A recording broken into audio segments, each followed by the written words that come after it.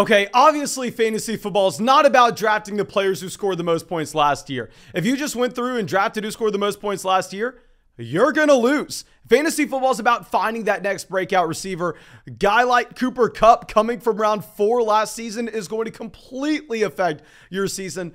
So what I want to do is I want to go through and I want to talk about every receiver that currently is being valued as if they are going to have that elite level breakout. I want to look at every receiver where people are saying, this is the next guy, this is the next Cooper Kupp, and give you my opinion on if we should be paying up the price even before we've seen the production. But before we get into it, go down there, drop a like on this video, subscribe to the channel, and y'all are sickos. I said we would do a 24-hour live stream draft marathon if we hit 90,000 subscribers because I thought there was no way in hell that we were going to. Looks like we may hit 90,000 subscribers, so it looks like I may have to do that 24-hour live stream draft marathon. So if you want to draft with us in that draft marathon, if you want to draft with us any night on the live stream, go sign up for Underdog Fantasy. When you sign up for Underdog Fantasy and use promo code FLOCK, they're going to match your first deposit dollar for dollar up to $100. So it's free for you to try out, and you get our 2022 rankings and our 2022 fantasy football draft guide, which is really going to be helpful for you even if you've already drafted literally with just that $10 deposit, and it's best ball, so there's no time commitment at all during this season. That's how I'm able to draft 600, 700 teams on Underdog this offseason. But let's go through and let's check out our first wide receiver here. This is a wide receiver that I currently have ranked at wide receiver 6. I mean, I don't act like we're the only person ranking him there. Most people are drafting him as the wide receiver 6 on Underdog. CeeDee Lamb. Here with CeeDee Lamb. Yes, I know it seems aggressive, but this is the perfect situation. The perfect situation he could find himself in. Because if we look at the wide receiver room right now in Dallas, Gallup's not going to be good to go week 1. Michael Gallup tore his ACL after someone like Chris Godwin. I mean, you've heard everybody be so worried about Chris Godwin all offseason. Well, Gallup tore his ACL after Godwin did. The recovery process looks like Michael Gallup's going to miss the first few weeks, maybe even the first month of the season. Not getting placed on the PUP, though, which is important. But on top of this, obviously, we know that Amari Cooper is leaving to Cleveland. But what you maybe haven't paid as much attention to as what you should have, Cedric Wilson going over to Miami is taking a decent amount of volume away here as well. And then we throw on the fact that some of this depth replacement, a guy like James Washington being brought in, is now going out the window with James Washington hurt. There are so many targets available in Dallas. And it's not as easy as just saying, oh, okay, well, he's the easy wide receiver 1 on his team. That means he's an elite level option. Let's look at DK Metcalf. No, because if we're looking at a situation like the Seattle Seahawks, who cares if you're the wide receiver 1 on your team? If your team's going to A, be a horrible offense in general, B, slow the pace of play down where you don't have many plays run per game, and C, try to be a rush first team. In Dallas, it's the exact opposite situation. The Dallas Cowboys should be number 1 in the NFL in pace of play, at least top 3, and they should be top 3 in the NFL in passing rate over expectation. This is what we've seen since Kellen Moore has taken over as the offensive coordinator. CeeDee Lamb is still so young. He's younger than Kenny Pickett. I think that we should naturally assume that he continues to develop and continues to get better at the wide receiver position. And hell, 2.2 yards per route run at an incredibly young age last season.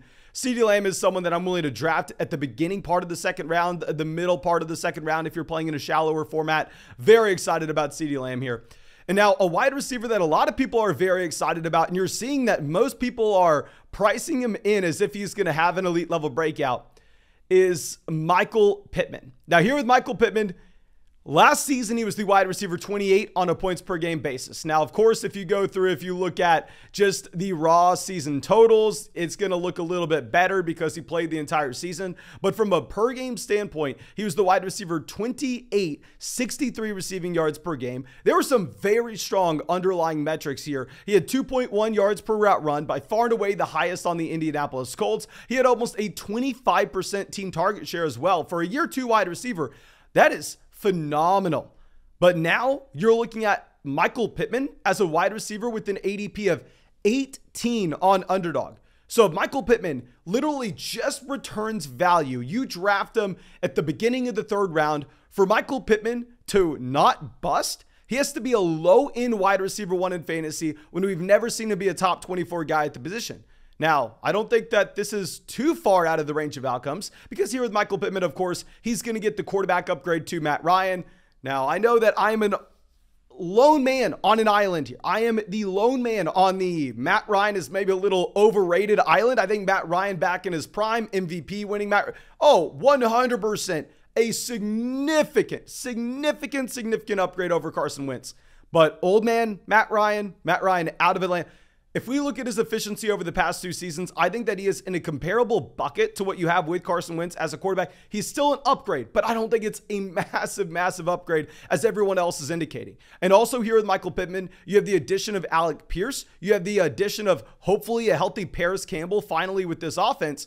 So we get a slight quarterback upgrade. We get added target competition in Indianapolis. And at the end of the day, this is still going to be a team that wants to run the ball over and over again with Jonathan Taylor.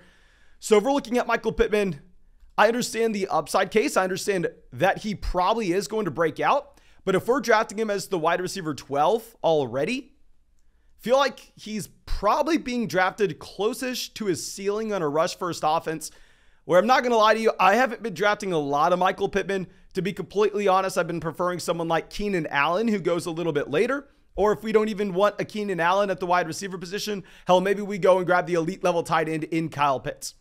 But now let's move down to our next guy. And this is someone else that people are assuming is going to have a truly elite level breakout. And he has a very high ceiling. I mean, you cannot ignore the ceiling that he has. Gabriel Davis. Gabriel Davis last season, wide receiver 70 on a points per game basis. And if we're looking at underdog fantasy right now, Gabriel Davis goes to the beginning of the 4th round to the middle of the 4th round. He's going before wide receivers like Deontay Johnson, who is the wide receiver 7 on a points per game basis last year. He's going before quarterbacks like Justin Herbert, Patrick Mahomes, Lamar Jackson. He's going before tight ends like Darren Waller, George Kittle. So it's priced in that Gabriel Davis is going to have some massive explosion this upcoming season. And if we look at the situation in Buffalo, hell yeah, looks like it's going to be great. I mean, you have possibly the best passing offense in the NFL with a ton of targets available. I mean, the departure of Emmanuel Sanders as well as Cole Beasley going to open up a pretty large hole that Gabriel Davis should be able to step into and fill. Now, the question is, are we drafting him close to his ceiling? What is the realistic range of outcomes here? Because I will 100% get on board that this is a player that can have that elite level breakout. Look at what he did in the playoffs against the Kansas City Chiefs. However, I think that maybe the hype has gone a little bit too far. Instead of taking Gabriel Davis in round 4, what I'm going to prefer to do is I'm going to prefer to grab one of those elite level quarterbacks. I'm going to try to get my hands on Justin Herbert, Patrick Mahomes, Lamar Jackson. And if that doesn't work out, hell, give me a wide receiver we've already seen the production with, like a Deontay Johnson, even if the situation's a little different in Pittsburgh, or even an elite level tight end with a Darren Waller or a George Kittle. Now understand that maybe in your shallow casual redraft format, if you're just drafting with your buddies, you're not going to expect Gabriel Davis to go in round 4. So we do have to figure out exactly where we would take him. And if you look at where I have Gabriel Davis ranked inside our top 150 rankings, I think the actual price point for where he should go would be about the late 5th, beginning of the 6th round for this upcoming season. Now, our next wide receiver is someone that was in that same draft class with CeeDee Lamb, another very young option. It's going to be Jerry Jeudy. And here with Jerry Jeudy, obviously a much better situation now that you have Tim Patrick down. Trust me, I wanted to see Tim Patrick. Tim Patrick was someone that I was rooting for this upcoming season. But the departure of Patrick is going to open up a pretty large hole in this Denver Broncos offense. And I'm going to be less worried about this being a team that was like the Dallas Cowboys last year. Because remember, the Dallas Cowboys last year, #1 offense in points scored, but nobody crushed because you had a little bit to Amari Cooper, a little bit to CeeDee Lamb, a little bit to Michael Gallup, a little bit to Cedric Wilson, a little bit to Dalton Schultz, a little bit to Ezekiel Elliott, a little bit to Tony Paul. And then when that large pie was divided into so many different pieces, nobody really was sitting at the table eating good. It was okay for a lot of players, but nothing special. I was very worried that that was going to be the situation in Denver this upcoming season with all the weapons they had, but no Tim Patrick. All of a sudden, Jerry Jeudy's in a much better spot, and I am much more willing to go out there and pay that price point on Jerry Jeudy. I think that this is a wide receiver that was a great prospect coming out of Alabama. I think this is a wide receiver that has struggled with horrendous quarterback play through the first 2 years of his career. However, if we look at him in comparison to the other wide receivers in Denver, when Jerry Jeudy's been on the field, he's He's been the wide receiver 1 for the Denver Broncos, and it hasn't even been close. He's also been the youngest receiver for the Denver Broncos outside of KJ Hamler as well. So I'd assume that he's the guy that continues to get better. So yeah, Jerry Jeudy, I've ranked as the wide receiver 18. I think that Jerry Jeudy, very similar to CeeDee Lamb, will be someone that I am willing to go out there. I am willing to place that bet on to take that jump up, because it's not like Michael Pittman Jr., where Michael Pittman Jr., you're having to take him as a top 12 wide receiver. Here you're getting Jerry Jeudy as a back half top 24 guy, a high-end wide receiver 3, low-end wide receiver 2. Now our next wide receiver, someone that's going in the 5th round. And yes, he also has a very nice situation for him. Hollywood Brown leaving Baltimore is going to open up a pretty large role for Rashod Bateman here, when Hollywood Brown has averaged 25% of his team's target share over the past 2 years. Hell yes, that's a lot of targets available. But Rashod Bateman was horrible his first year. Now, I understand he was a great prospect coming out of Minnesota. He checks every single box that you were to look for, and he dealt with a groin injury going into his rookie year. So I know a lot of people are going to be really quick to just say, oh no, Mason, come on, don't look at the groin injury. It's going to be completely fine. Let's just draft Rashod Bateman as if he is still some top-level prospect coming out of Minnesota. Guys, it was 1.3 yards per route run last year. Do you have any idea how bad that is? Yes, I understand he was playing alongside Mark Andrews, but still, Mark Andrews is going to be here this upcoming season as well. And a lot of people are worried to draft Mark Andrews because they're worried about the passing volume going away in Baltimore. Personally, I'd say, yeah, the passing volume is going to come down, probably be a little bit closer to what you had in 2019 and 2020, where we know the Baltimore Ravens want to be the most run-heavy offense in the NFL. But Mark Andrews is still going to get his 25-26% team target share. And if Mark Andrews is still getting that kind of volume, I think that Rashod Bateman is going to be the second option in a rush-first offense, and he failed his rookie season. I'm not drafting Rashod Bateman as a top 24 wide receiver. I have Rashod Bateman as a mid wide receiver 3. If you can get him at that point, sure, I'm fine. I see the upside, but I think too many people are excited about a potential Rashod Bateman breakout where they're taking him over some guys that they shouldn't be. Like, there's no world, in my opinion, where Rashod Bateman should be drafted before J.K. Dobbins, where he should be drafted before Chris Godwin. Now let's jump over to our next wide receiver. Y'all know we had a couple rookie breakouts to win leagues last year. Guys like Jalen Waddle and Jamar Chase. If I have to make a bet on someone to do it this season, yeah, he's the most expensive guy, so it makes sense. Drake London. Here with Drake London, we haven't seen it yet, but he's already being drafted at the 6-7 turn. And if I'm going to be honest with you, I'm fine drafting Drake London as a wide receiver 3, wide receiver 4 in fantasy, because this is someone that I will admit, yes, horrible situation. Very similar to Rashod Bateman. He's playing on an offense that's not going to have a lot of passing volume. And on top of it, hell, he's playing with an elite level tight end. We know that Kyle Pitts is going to come out here. Kyle Pitts is going to dominate the target share in Atlanta. Pitts is going to be the wide receiver 1 here. And this is going to be a low volume passing offense. Horrible spot for Drake London. But if we're going to compare him to someone like Rashod Bateman, I would make the argument that Drake London is a significantly better prospect. On top of this, we haven't seen him fail yet at the NFL level. And instead of having to go out there and draft him as a top 24 guy, as you would with the Rashod Bateman, you're getting him as that low-end wide receiver 3. And that is the price point I'm going to feel comfortable taking a shot on a wide receiver with this profile. So fine, I understand that he is being priced in a range where he should break out this upcoming season, but I'm fine making that bet that'll happen with London.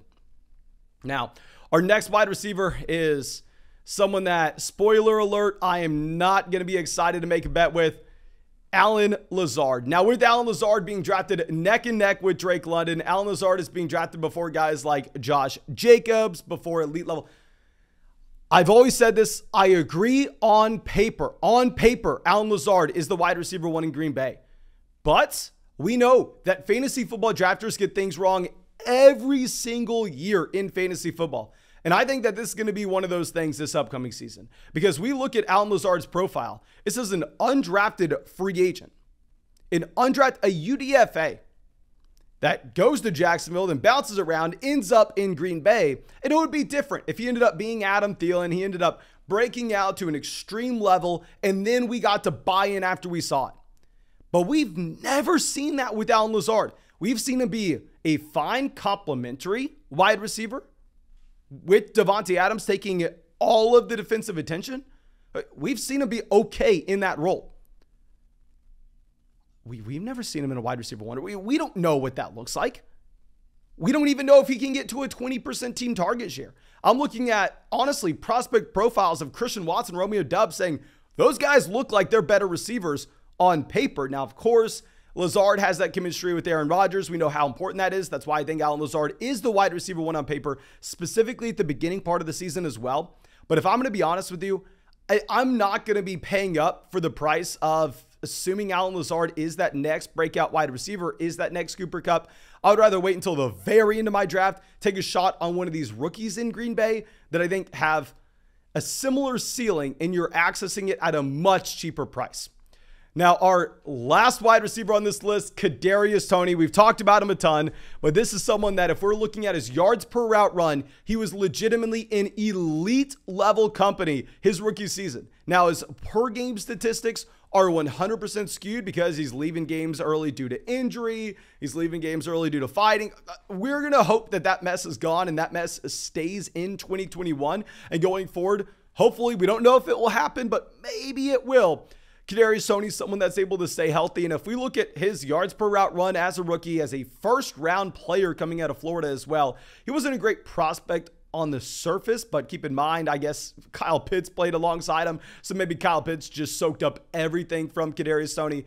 Long term, this could be the wide receiver one for the New York Giants, especially with how bad Kenny Galladay's looked in training camp. So I'm going to be fine going out there and drafting Cadarius Toney at price. When you're getting him after someone like Allen Lazard, you're getting him as a low-end wide receiver 3, high-end wide receiver 4.